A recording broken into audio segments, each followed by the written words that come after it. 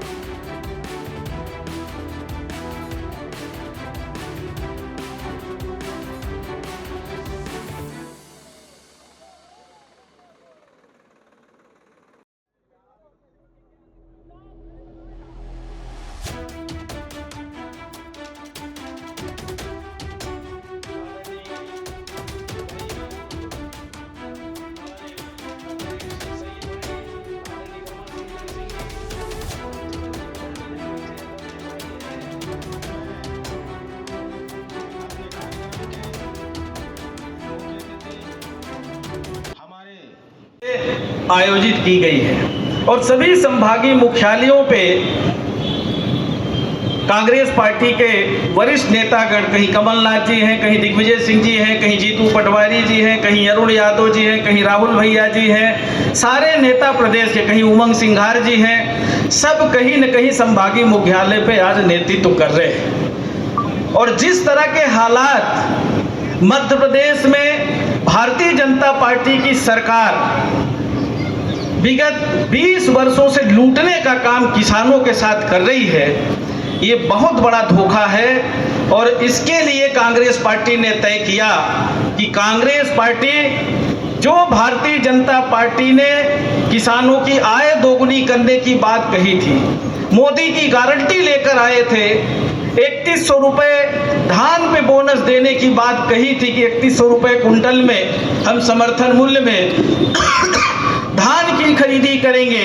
गेहूं 2700 रुपये कुंटल खरीदी करेंगे और सोयाबीन 6000 रुपये प्रति कुंटल खरीदी करने का काम करेंगे। पर दुर्भाग्य की बात है कि जो भी हमारा समर्थन मूल्य पे जो खरीदी करने की बात, जो नेता किसानों की लड़ाई लड़ते हैं, आदरणीय राहुल गांधी जी, युवाओं की लड़ाई लड़ते हैं, हर सेक्टर के चाहे राहुल गांधी जी बेरोजगारों को रोजगार देने की बात करते हैं, महिलाओं को न्याय देने की बात करते हैं, अनुसूचित जनजाति पिछड़ा वर्ग को, अल्पसंख्यक को न्याय देने की बात करते हैं, संविधान की रक्षा करने की बात करते हैं, यही राहुल गांधी जी की गलती है।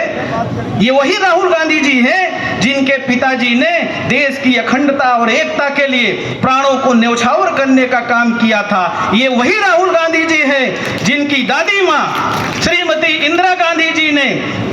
इस देश को बनाने के लिए प्राणों का न्यौछावर करने का काम किया था। ये वही राहुल गांधी जी है जिनके नाना स्वर्गीय पूज्य पंडित जवाहरलाल नेहरू जी 13 साल जेल में यातनाएं सहते हैं देश को आजादी दिलाने के लिए, देश के प्रथम प्रधानमंत्री बनते हैं और देश का जो नींव रखने का काम करते हैं, देश को तरक्की करने का काम करते हैं। देश का जो हमारा संविधान बना, उस संविधान को अगर अक्षरशः पालन करने की जो शुरुआत कराई कांग्रेस पार्टी के नेताओं ने, उनके पूर्वजों ने, हमारे नेताओं ने की, उसने किसी भी जात बिरादरी का व्यक्ति हो, किसी भी धर्म का व्यक्ति हो, उसको न्याय मिले। अब राहुल गांधी जी आतंकवादी हो गए और वो यहाँ तो ठीक है, कल हमारे राष्ट्रीय अध्यक्ष जी ने चिट्ठी लिखी थी खड़गे जी ने देश के प्रधानमंत्री को कि आपके मंत्री, आपके सांसद, आपके विधायक, आपके नेता हमारे नेता प्रतिपक्ष राहुल गांधी जी के खिलाफ अनर्गल बयानबाजी कर रहे हैं, कानून व्यवस्था को तार तार करके इस तरह की बयानबाजी कर रहे, उनके खिलाफ कार्रवाई करिए। तो राष्ट्रीय अध्यक्ष भाजपा के जो नड्डा जी हैं, उन्होंने क्या लिखा चिट्ठी में? खड़गे जी को चिट्ठी लिखी और उस चिट्ठी में उन्होंने भी राहुल गांधी जी को अपशब्दों का इस्तेमाल किया है। हम खंडन करते हैं ऐसे भाजपा के नेताओं के कारनामों के बारे में, हम भर्त्सना करते हैं और उनको चेतावनी भी देते हैं कि अगर हमारे नेता राहुल गांधी जी, जो पूरे देश के नेता हैं, जो सभी जाति धर्म के नेता हैं और भारत के संविधान को बचाने की जो लड़ाई लड़ रहे हैं, लोकतंत्र की रक्षा की लड़ाई लड़ रहे हैं, अगर हमारे नेता के खिलाफ भाजपा के नेता इस तरह की अनर्गल टिप्पणी करेंगे और हमारे नेता के ऊपर अगर किसी भी प्रकार की आंच आएगी, तो कांग्रेस पार्टी का एक एक कार्यकर्ता, एक एक नेता मुंह तोड़ जवाब देने के लिए तैयार है। भाजपा के नेता कान खोल के सुन लें, कांग्रेस पार्टी के कार्यकर्ता ये वही हैं जिन्होंने इस देश को आजादी दिलाने के लिए प्राणों की न्यौछावर दी थी, उसी पार्टी के वंशज हैं। जब देश हमारा आजाद, आदरणीय किसान साथियों, अगर आप चाहते हैं कि आपको न्याय मिले, आपको समर्थन मूल्य बढ़ा हुआ मिले, जो आदरणीय राहुल गांधी जी लगातार लड़ाई लड़ रहे हैं, तो फिर आपको कांग्रेस पार्टी का साथ देना पड़ेगा, आपको संघर्ष में साथ में आना पड़ेगा। ये लड़ाई अभी शुरुआत हुई है, हम लोग देखेंगे अभी धान की फसल आएगी, अगर 3100 रुपए के हिसाब से धान की खरीदी नहीं होती है,